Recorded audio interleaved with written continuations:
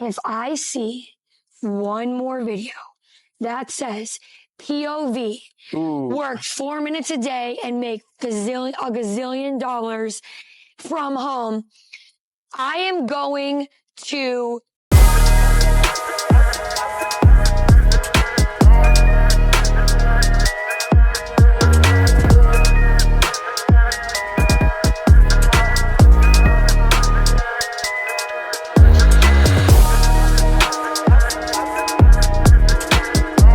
Okay, so I'm down for everyone making money. Collect your coin.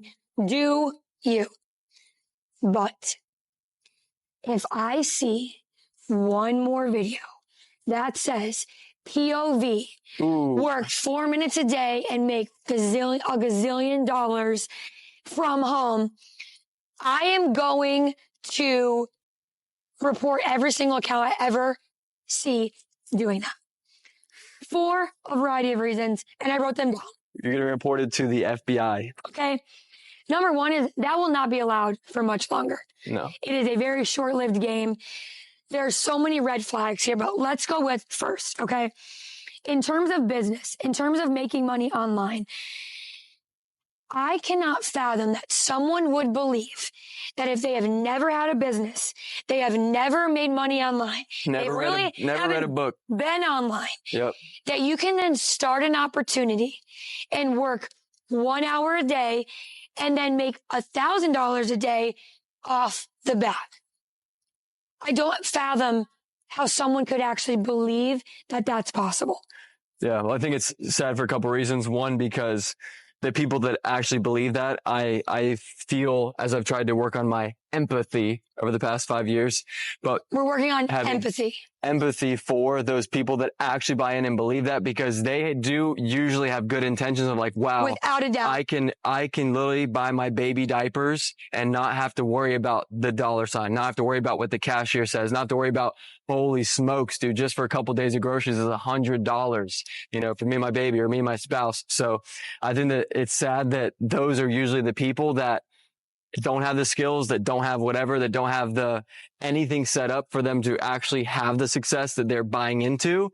And so I think that that's unfortunate and sad. And number two, it's sad on that creator's part, that your only value, the only thing that could possibly get you likes, comments, saves, direct messages, any way for people to actually find you valuable in this world and in the marketplace, is for you to brag about how you made X amount of money in X amount of hours a day or minutes. That's your only value to humanity, to the marketplace. That's what you want to contribute to society when you're laying down on your deathbed. You're like, oh yeah, I made 34 reels a month about the money I made, and thank God I did it. Yeah. There's no way. So I just think, I think for those reasons, it's sad on the creator's part, and also sad for them, because there's just so much of a world that could be opened up to them if they actually took 5 years to learn and 5 years to be a student, 5 years. And he's not saying 5 years without income. Like, you get to make income, but it's gotten so bold in the social media space of like, everyone wants to work less and make more. And it's diabolically backwards. Like, I think it's this weird thing in the digital era and in, network marketing, affiliate marketing, or really anything online. But I really, really hope that especially women can zoom out and go listen to stories of CEOs that have built brands like Emma Grede, like, even though she's wild, Alex Cooper, all of these people that have Sarah Blakely that have built so many brands, Skinny Confidential, like, that have taken years to become this hierarchy of women CEOs that have been through the trenches. And it's funny because everybody that I aspire to be like, I have no idea how much money they make a month, because they don't need to tell me that to be valuable. Look at what you've done to the world, and everyone can say whatever they want about Kim Kardashian. If you know me, you know me that she is my Roman Empire, as the trend would say.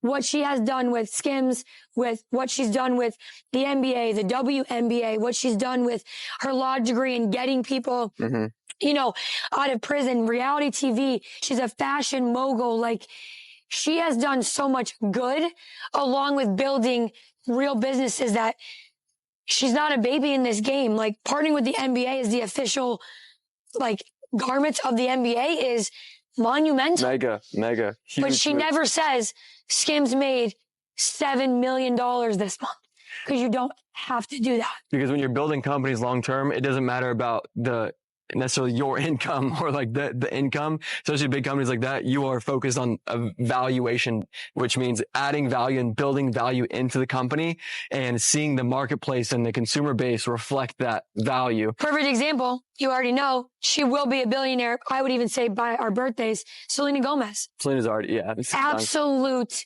genius when it comes to consumer centric. Go into yoga in person, get your goodie bag. Everything is about the consumer and it's never about her.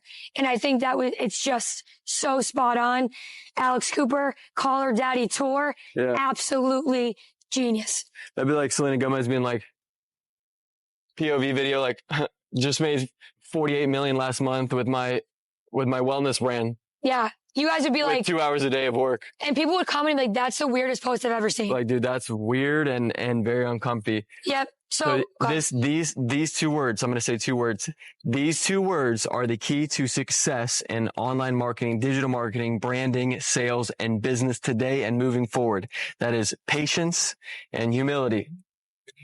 And even it pains me to even say those words and think those words and really embody them. And that's what I'm really trying to embody this year because nobody has the patience to wait until they're great for the compound effect to happen, for it to explode, for you to blow up. Everyone wants to blow up with no time and no effort. That doesn't make sense. There's quantum physics and laws of God in the universe that doesn't work. So patience and then the humility to say, I'm actually not as good as I thought.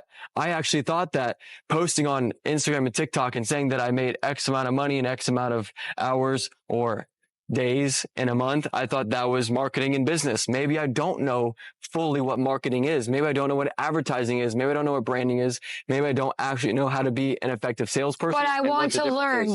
But I'm going to take time to learn. Just like you went to nursing school for 4 years, or you got a degree that you're not even using, you're still paying off the debt for, that you went to school for 4 years. And everybody thought, hey, 4 years full time, every day, show up to class, go to the library for 12 hours a week. That's totally normal for 4 years. But business, we just take it a whole nother way and we say, oh no, this week I'm setting up my business and next week I'm becoming a millionaire. Yep. I think too, as women, and I feel like you can agree, but everyone wants to say men rule the business world, right? That's what everybody says. And there are so many ways that women are so valuable to the business world. I'm going to say this nicely, women, okay, is we're already looked at as a little tiny bit under the radar for what we can do in business. And so when it comes to wanting to start a business and then get rich overnight or blow up, it's so sad to me because as women, why would you not want to learn those skills to become an asset in every single room that you're in, to be able to network with higher caliber women and men when you have a skill set, when you know business, when you're up to date with what's going on in the world? Because there's going to come a time where everybody wants to sit at a table with an influencer or sit at a table with someone of much higher caliber. I hear it all the time. I want to be in rooms with XYZ, with XYZ, with XYZ, but not in a mean way, but you're not taking any initiative to know anything about the outside business world, about what's going on in the world in business, about the skills you need to have conversations. Everyone thinks if I just get in the room, I'll be good. You have to have actual value and skills in your head to have conversation with someone who makes $20 million a year and then so on and so forth. And so when it comes to people wanting to get into business of any kind and want to instantly make money and instantly get rich and instantly have freedom, that means that you also don't want to then learn any skills to move forward, to do something of your own, to talk, right? Sometimes I feel like people don't know what to talk about because they're not learning anything. I have things to talk about for days. It's weird though, because when we talk about the Super Bowl or when we talk about Love is Blind, The Bachelorette, whatever, people can just vomit out of their mouth and talk for 3 hours. The shit that went down at the club last week that you went to, you have plenty to talk about that. Yep. And also too, for anyone just watching, listening, the only way to really, really, really get rich, be who you want to be, build the brand, build whatever, if you don't have, you know, the money from when you were younger or parents or whatever, that is almost 50% of you networking and meeting people that can connect you, that can help you, that trust you to get you to those high levels of 20, 30, 40, 50 million and above. That doesn't just come from you doing it alone. That's where are you every weekend? Who are you talking to? Who are you networking with? What rooms are you trying to get in? What conversations are you having? And it's important, and people don't take networking seriously enough when it's, I believe, one of the top 3 most important things to absolutely blow up your life. Yeah.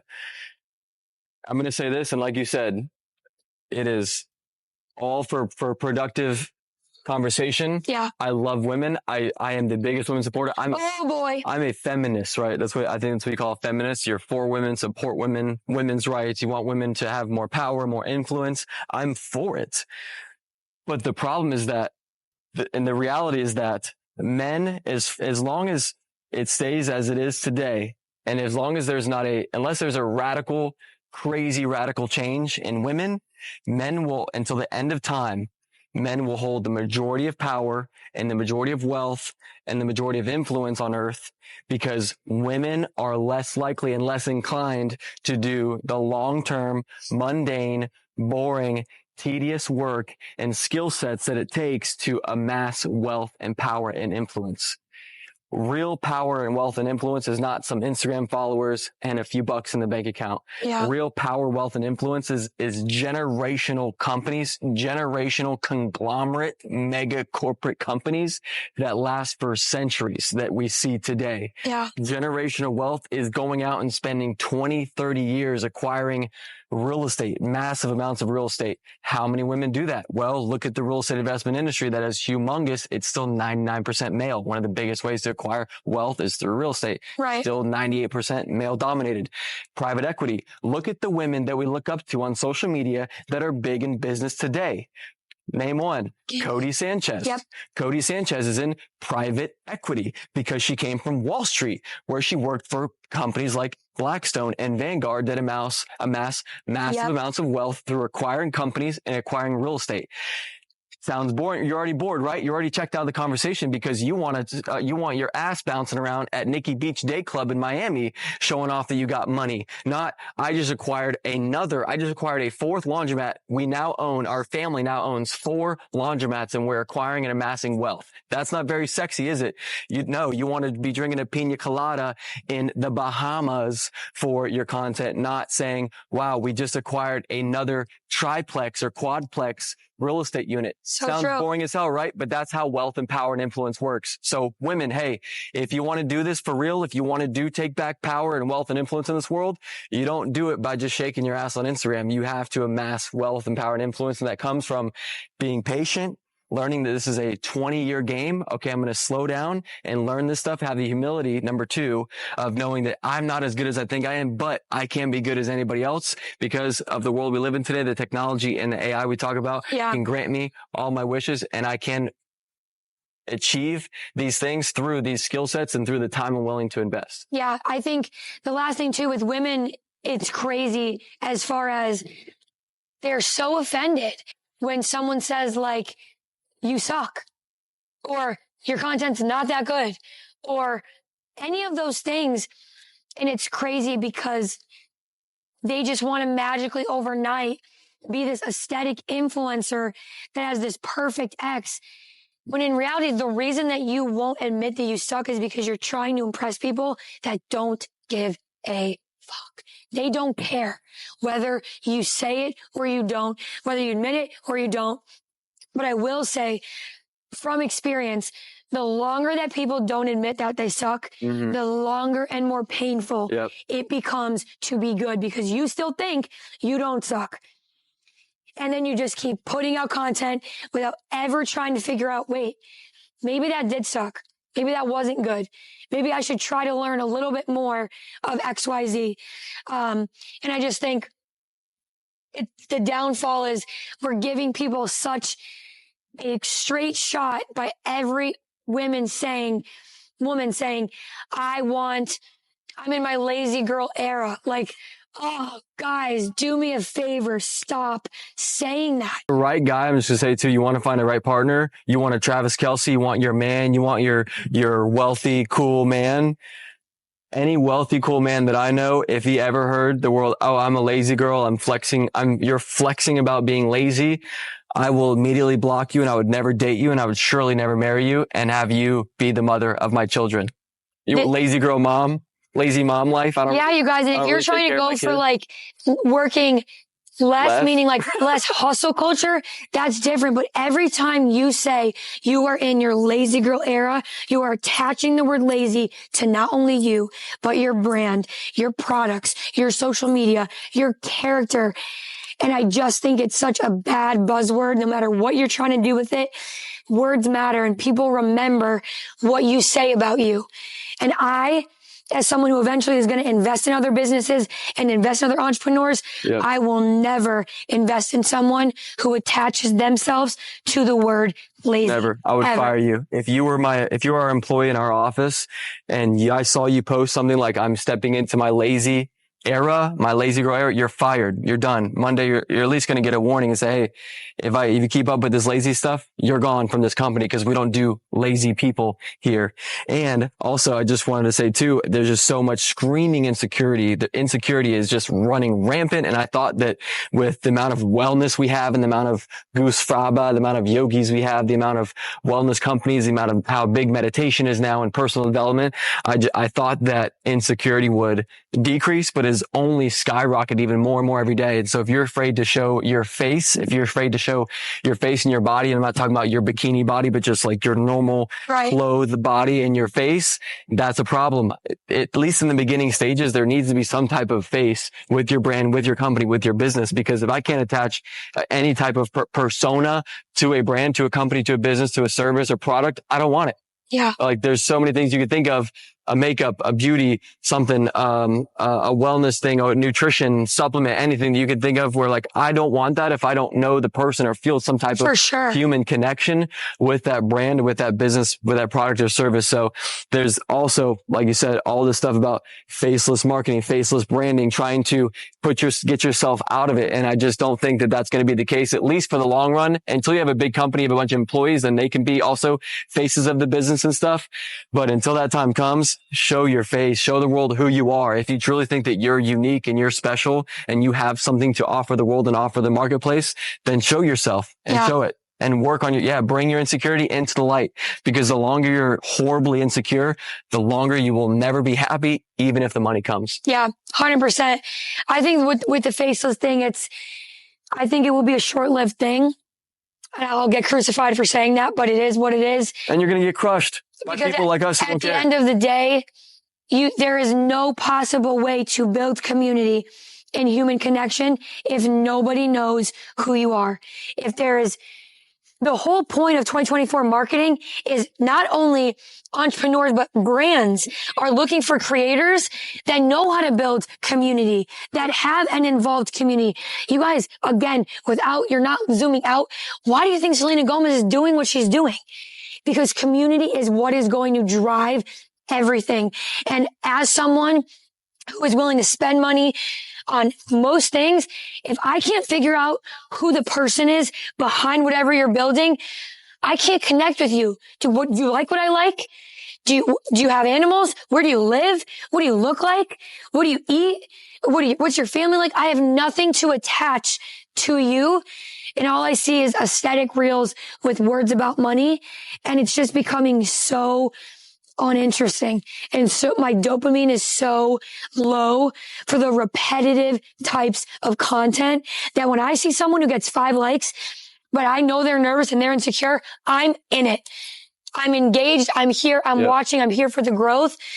And so I just think it could get you where you want to go short term, but long term, eventually the brand is going to need somebody to say something or show something. If people are not following you for you, if they're not following you and your business for you and the journey of you and the journey of doing the whole thing and building it out and beginning to show your life and vlogging and long form mixed with short form and actually loving you as a person, wanting you to succeed, like all the people that we follow. Actually, if you're watching this, it's ironic because if you make content like that, you're also following people who you're following because you love them for who they are and not the random aesthetic words that come across the screen. Oh, look at the irony of that. Yeah. And so if you're counting on that for your future, I am scared for you. I'm scared for you. If you're counting on that, if you're making money right now by not showing your face and not actually bringing any value in terms of a product and service to the market, but just like, hey, I made money, or hey, look, I'm cool, or look at my balcony, look at my view, whatever. If that's what you're basing the content on today, you might be making money today, it might be paying your bills today. Yeah. But in 2030, you will virtually not exist. If people are not deeply rooted in you, you need raving fans that love the crap out of you, right? Look at Swifties. I know I bring it up every one more thing video, too. Swifties, they will die for you. They'll freaking cut somebody's throat out if you freaking talk crap about them. They love it. But also too, the only thing that makes everybody different is exactly who they are.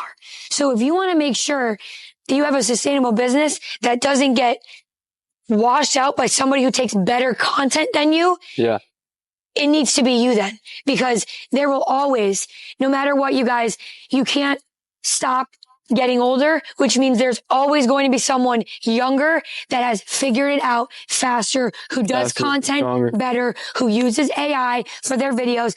And if it's between your faceless and their faceless and their content is better, it is going to be a wash. Your identity is what makes people stay with you.